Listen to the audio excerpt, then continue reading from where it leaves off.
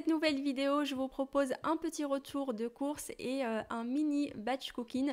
En fait, on revient de vacances et c'est vrai qu'il me restait pas mal de choses dans les placards. Donc j'avais juste besoin d'acheter quelques petites choses, on va dire, pour compléter et tenir les prochains jours. Ensuite, je vais faire une bonne liste de courses et puis un menu complet pour la semaine que je partagerai avec vous. Je voulais aussi voir un petit peu les soldes au niveau du petit électroménager et il y avait 2-3 choses qui me tentaient et que je voulais tester, mais il n'y avait déjà plus rien au deuxième jour des soldes. Donc bon, comme ça je suis rentrée, j'ai pas gaspillé mon argent entre guillemets, j'ai acheté juste tout ce qui est alimentaire et c'est parti. Je vous montre ce que j'ai acheté et ensuite je vous montre les petites recettes que j'ai pu faire.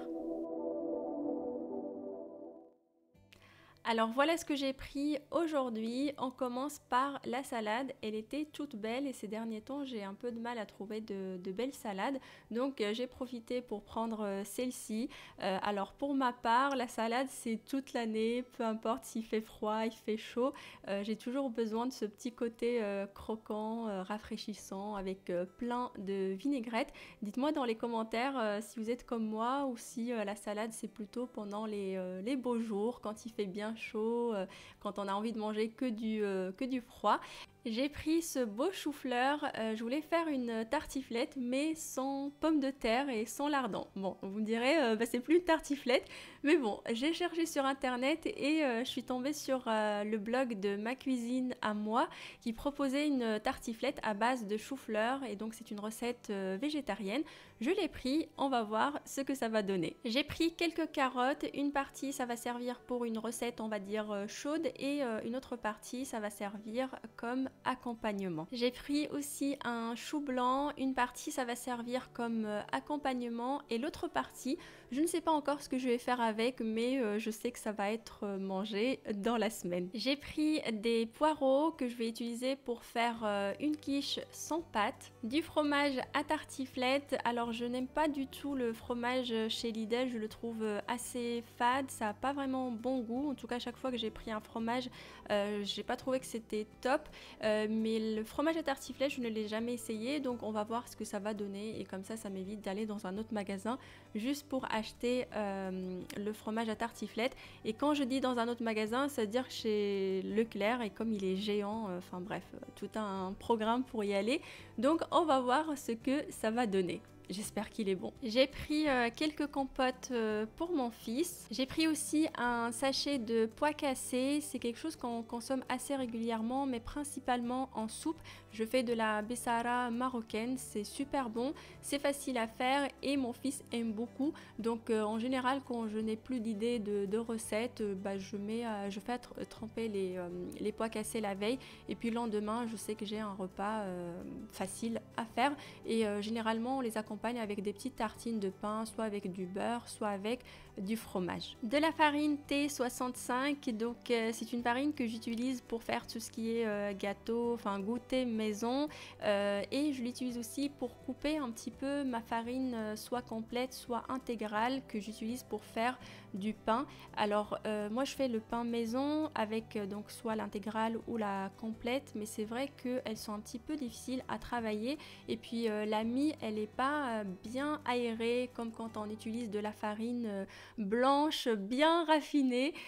Donc l'astuce que j'ai trouvée c'est que je coupe un petit peu ma farine on va dire complète avec celle-ci et ça me permet d'avoir un bon pain avec une belle mie et il reste en tout cas à mon sens à peu près sain. Voilà, c'est pas vraiment de la baguette, enfin du pain bien blanc, bien bourré on va dire en sucre parce que le pain en fait fait avec de la farine raffinée, ça reste quelque chose qui est très sucré et comme je vous l'ai dit dans mes anciennes vidéos, je ne peux pas consommer trop de sucre et donc voilà, c'est une façon à moi de diminuer au maximum. Et en parlant de sucre, voilà mon petit craquage du jour du sirop d'érable. Ça fait longtemps que j'en ai pas acheté. Alors en fait quand je fais mes gâteaux maison, j'utilise plus du sucre. En général j'utilise par exemple de la banane écrasée pour sucrer. J'utilise des pommes. Vraiment j'essaie d'utiliser on va dire des sucrants naturels. Et bien souvent ce sont des fruits. Des fois, eh ben, j'aime bien ajouter aussi une petite cuillère ou 2 petites cuillères à soupe de sirop d'érable. Ça donne un très bon goût, ça rajoute un petit peu de sucre et puis voilà, ça fait plaisir à notre cerveau.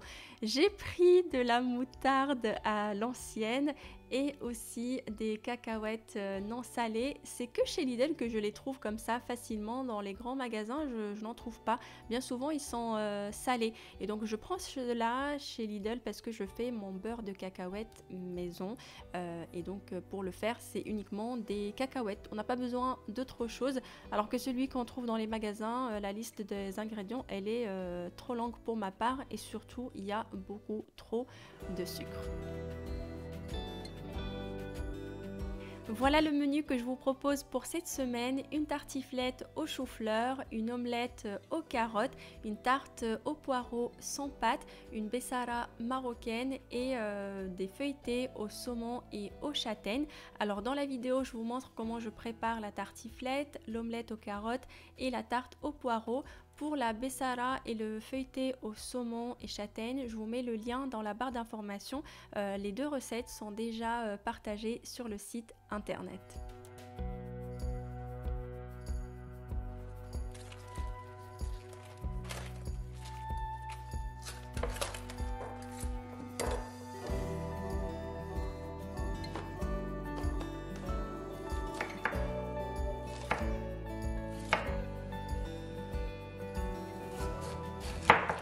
Je vous mets dans la barre d'information le lien du blog Ma Cuisine à moi pour voir les ingrédients en détail et les instructions à suivre parce que pour ma part j'ai apporté 2-3 petites modifications à la recette mais vraiment rien du tout, c'est au niveau des épices et de la crème et pour la cuisson aussi du chou-fleur. Donc pour la cuisson du chou-fleur je l'ai mis à cuire dans de l'eau bien chaude presque 15-20 minutes, donc il était quasiment cuit alors que sur le blog il met que 10 minutes et donc pendant que le chou-fleur est en train de cuire, on fait revenir les oignons jusqu'à ce qu'ils deviennent translucides. Pour ma part, pour les épices, j'ai utilisé un petit fond d'épices curry qui me restait, il fallait le terminer, et du sel. Et une fois que les choux-fleurs sont cuits, donc on les égoutte bien et on va les ajouter avec les oignons et on fait revenir quelques petites minutes pour bien mélanger les oignons, les épices avec le chou-fleur. Et il ne faut pas hésiter à écraser petit à petit pour avoir des tout petits morceaux. Et donc hors du feu, j'ai ajouté du yaourt à la grecque. Dans la recette du blog, il utilise plutôt de la crème. Donc moi, il me restait des yaourts à la grecque qui étaient, on va dire, périmés, qu'il fallait utiliser. Donc j'ai profité de cette recette. Et donc après, il suffit tout simplement de mettre dans un plat à gratin. Et puis voilà, la recette, elle est prête. On va juste la couvrir avec le fromage. Et puis pour ma part, j'aime bien ajouter un petit peu de paprika. Je trouve que ça donne un goût très très très léger, mais c'est plutôt pour la couleur finale. Alors, vous m'avez déjà posé la question quand je fais les batch cooking. Des fois, vous avez l'impression que je fais trop, des fois que je fais peu.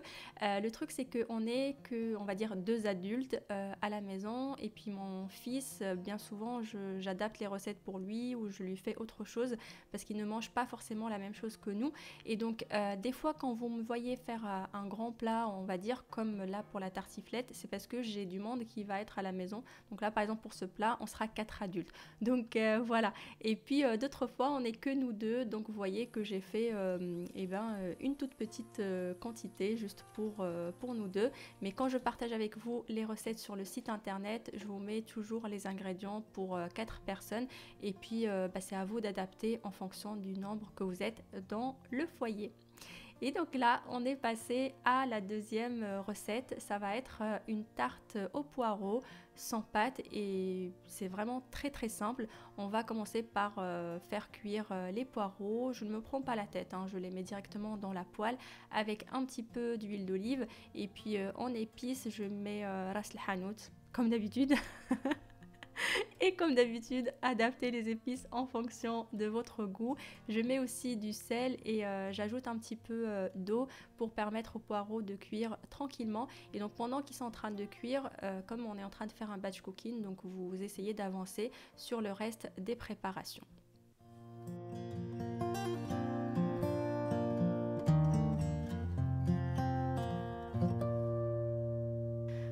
la place du lait ou de la crème pour la tarte, j'utilise encore un yaourt à la grecque, donc il était du 25 décembre et là on est le 10 janvier.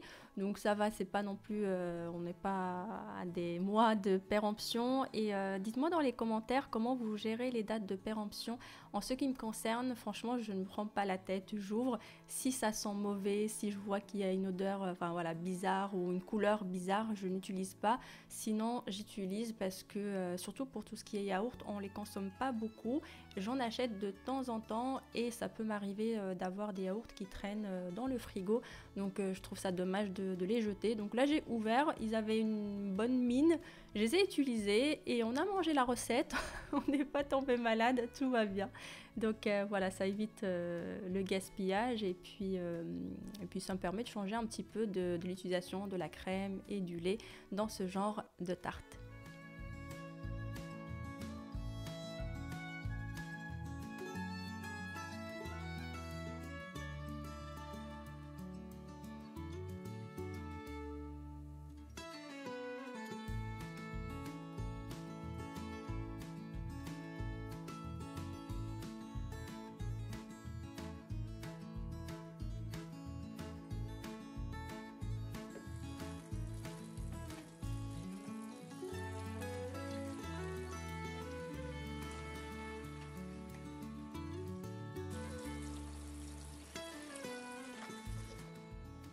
Je vais râper les carottes à l'avance. Une partie, ça sera pour réaliser la recette de l'omelette que je vais cuire le jour J.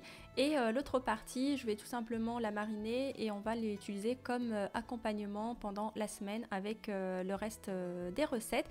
J'ai fait la même chose avec le chou. Donc une partie, je vais la râper.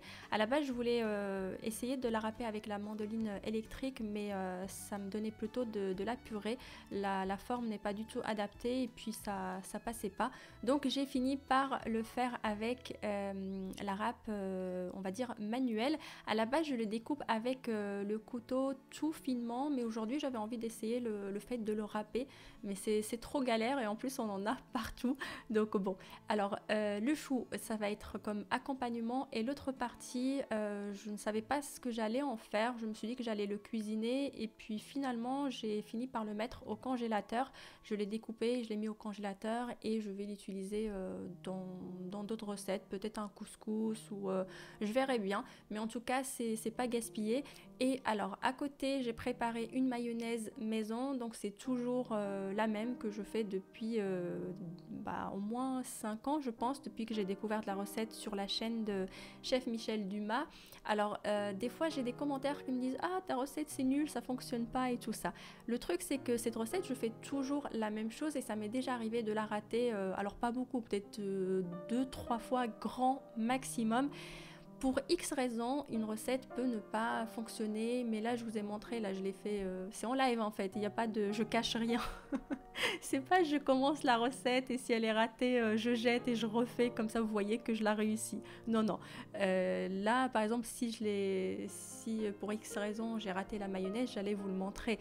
Ça peut arriver qu'on rate des recettes, c'est frustrant, c'est énervant, mais c'est comme ça. La cuisine, ce n'est pas une science exacte et il faut se lancer. C'est pas parce qu'il y a un risque qu'on rate qu'on fait rien. Et puis après, quand on rate, on apprend tout simplement. Donc la recette de la mayonnaise comme ça, elle fonctionne. Allez, on va dire 99,99%, non 99,99%. Je voulais faire ma philosophie, mais j'arrivais même plus à parler.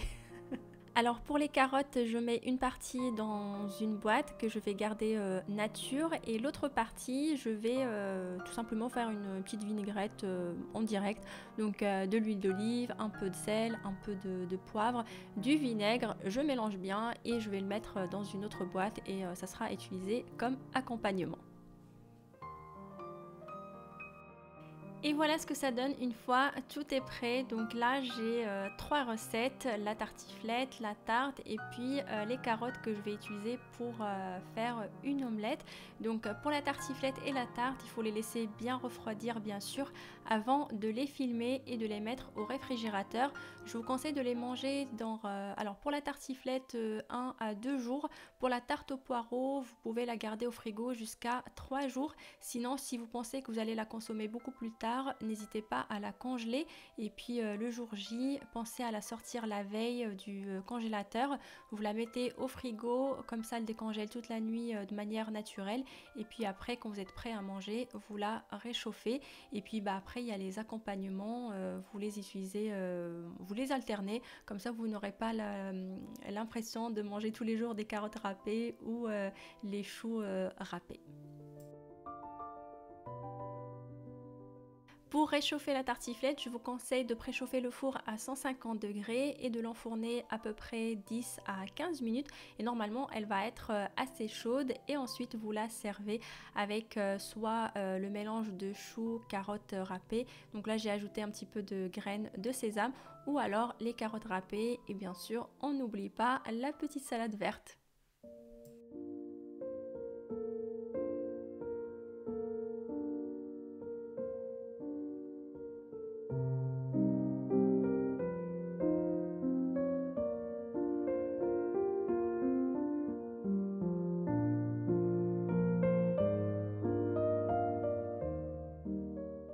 Pour l'omelette aux carottes, je vais faire revenir les carottes dans un premier temps, à peu près 5 petites minutes à feu vif et je vais ajouter les épices. Donc j'ai mis du sel, du poivre et du cumin.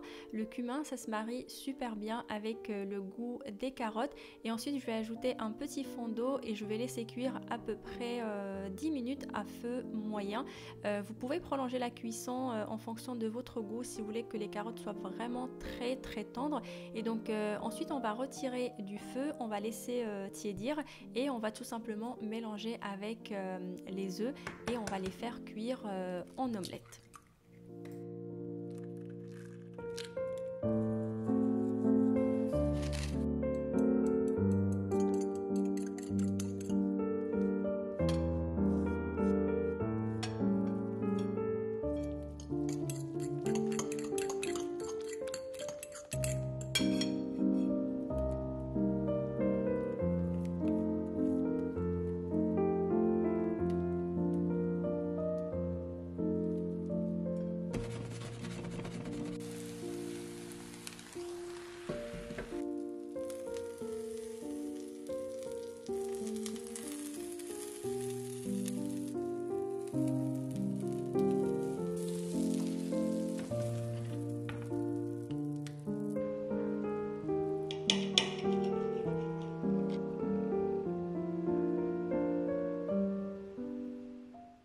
Comme pour la tartiflette, j'ai préchauffé le four à 150 degrés et ensuite j'ai enfourné la tarte à peu près 10 minutes et ensuite on l'a dégustée avec de la salade, les carottes et les choux râpés.